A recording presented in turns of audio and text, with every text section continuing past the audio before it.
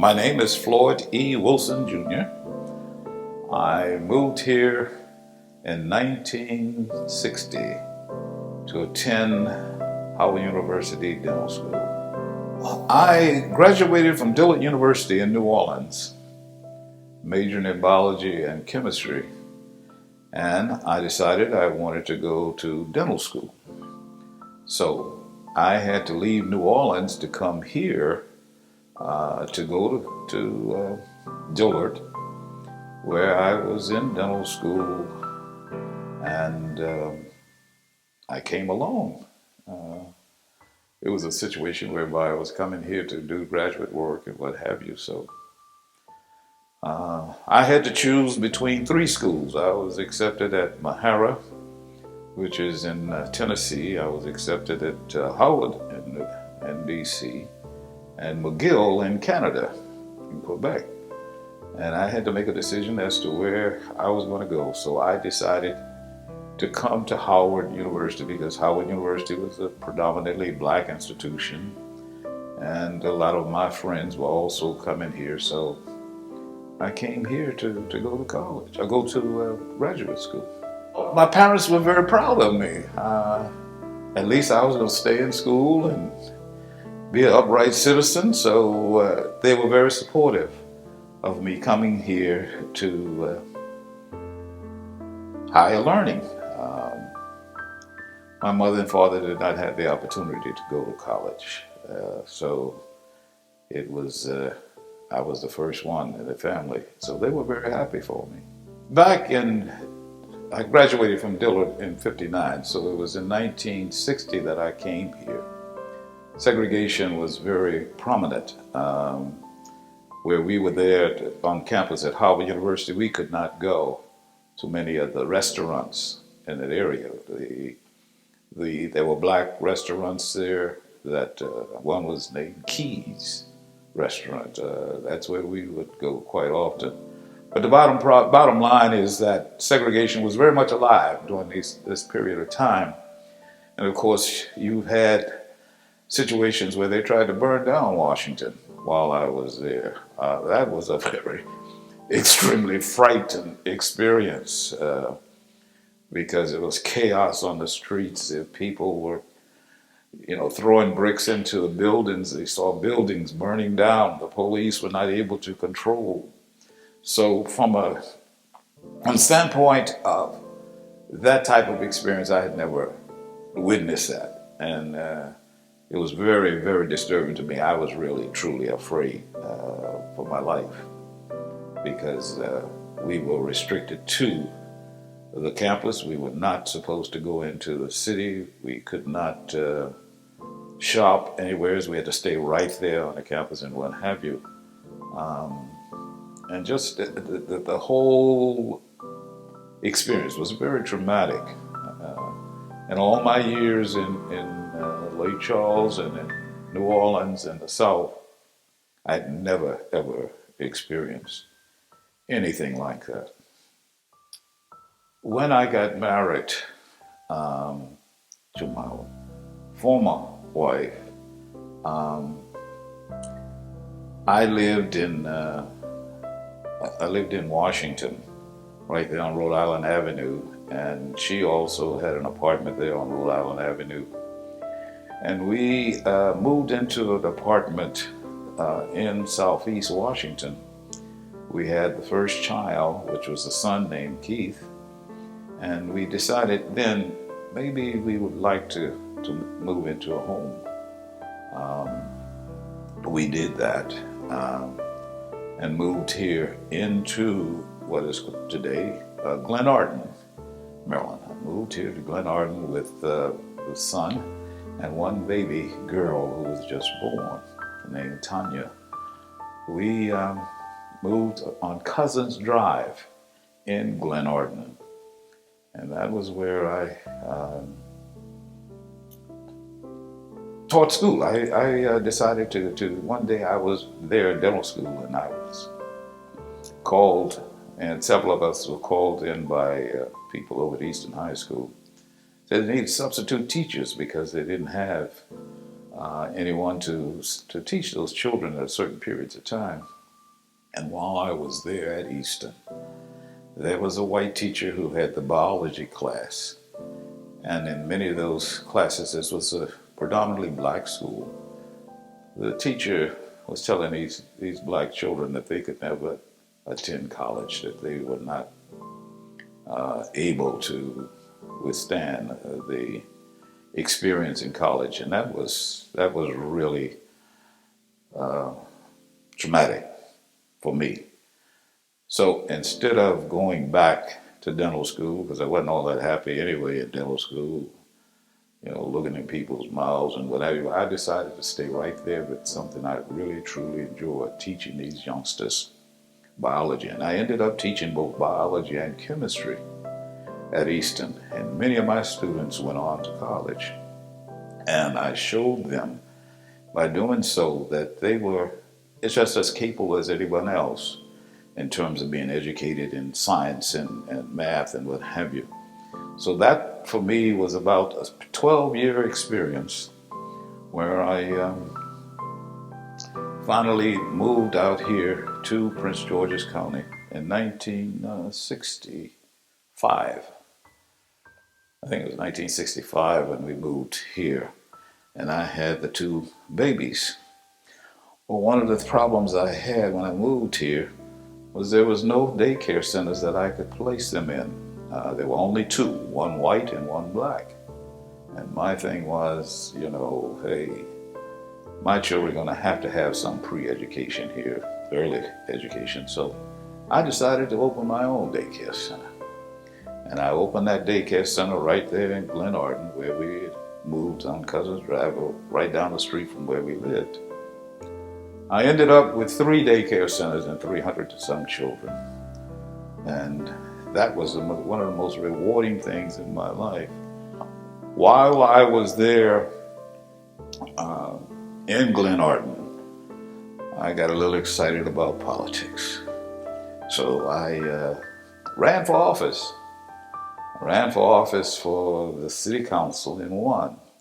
I ended up being the vice mayor of the city and having a pretty fruitful experience there in politics of Prince George's. It was while I was there at Glen Arden that someone encouraged me to run for county council for Prince George's County. At that particular point, we were in transition in terms of government, and we were going from that system to what was known as the county council system.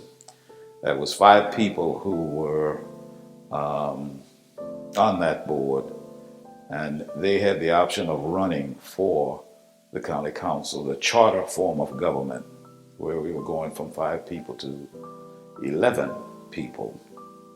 I ran for, this was in 1970, I ran for one of those seats at large, and I lost. And not to be discouraged, I was called by some of the individuals who were on the council that were elected in 70 because I had lost, they chose me to replace a gentleman by the name of Charlie Callow, who was on the council from Chevrolet and the general area where I was. And he decided, he was formerly the clerk of the courts, and he wanted to go back to that job. He was not happy at all. I think he only stayed like 2 or 3 years. And then I went on the council, selected by the members of the council. And then in 1973, 74, I ran for council and won that and stayed there for 17, 18 years, and had a very successful experience on the council. But that was an eye-opening experience, because this is, of course, a time when racism was very much alive. Matter of fact, as blacks, we weren't even able to go into restaurants in Upper Marlboro. We had to find some other place to go or whatever. The bottom line is, it was a revolutionary time for us as a government, as a county. Once I was able to see progress, that was encouraging to me. Once I got on the council, one of the first projects I worked on was the police department. Police were abusing black people right and left. It was a very bad situation. I remember right there on Martin Luther King, where a woman with something like 3 or 4 children in her car. I don't know what it was right there at 202 and Martin Luther King. They stopped the lady, beat her all up, and took her out the car, left the children in the car. And this was a common occurrence where police were abusing black people.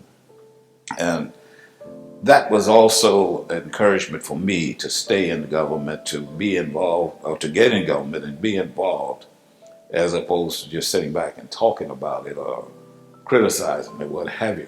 So one of the things I did was to work on that police force. We established as a council a committee to deal with the police brutality.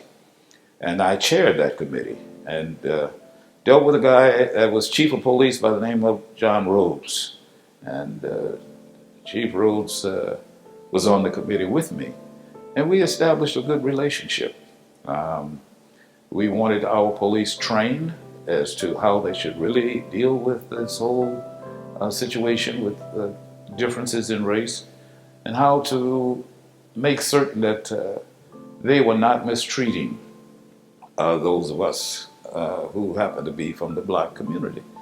That was revolutionary, if you would, and very encouraging. So it was experiences like that which kept me on that council to fight for better housing, for open public facilities, open the schools. The school board had situations set up whereby there were all black schools and there were all white schools.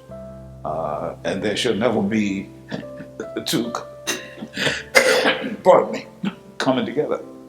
So the bottom line was, dealing with the school board budget, we were able to make some changes, whereby a school called Fairmount Heights was one of the problem places, whereby it was an all-black school, and invariably very little maintenance and what have you was done there to keep those schools up to date and what have you. So we integrated the schools, we integrated the police department, we integrated a lot of the other public services, facilities and what have you. And today, of course, you see the change. Even to the extent of what is now the Martin Luther King Highway. It used to be George Palmer Highway. Palmer was a racist that lived here in Prince George's County. And of course, we changed that to Martin Luther King. That created a hair-raising situation with some people, but those were the kinds of experiences that I felt that were revolutionary, and the kind of thing that I thought was just right and fair for all of us as a people. And today, of course, you see the results of a lot of that, but it took a little time and work to get those changes. Today, but as a matter of fact, while I was on the council, we had the first black woman, Debbie Marshall, to be elected in my second term on the council. And then there were others. And today you see a predominance of black people on the council. And we have the first female and black female too, to win that seat as the county exec. So we've come a long ways. And in terms of encouraging me, all of these types of experiences, I think, the totality makes it worth my while to be involved as I've been. To see us come from where we were, having to have experienced that back in the 60s and see what we are doing here today is very encouraging. I feel like I have made a dent and change into this county, and you look even at this community here, when I moved here, they wouldn't have let me live here back in 65. I had to move to a predominantly black area, which was the city of Glenarden. So all of these types of experiences, to see my children able to go to any school or any college or what have you, see my wife go to school at Bowie State and what have you, that's the incentive I need to move from one day to the next. And God has blessed me to have had these experiences, and shame on me if I fail to do that which I was supposed to do. And I felt I may not have completed everything that I want to do, but I do feel like I've made a difference to some extent.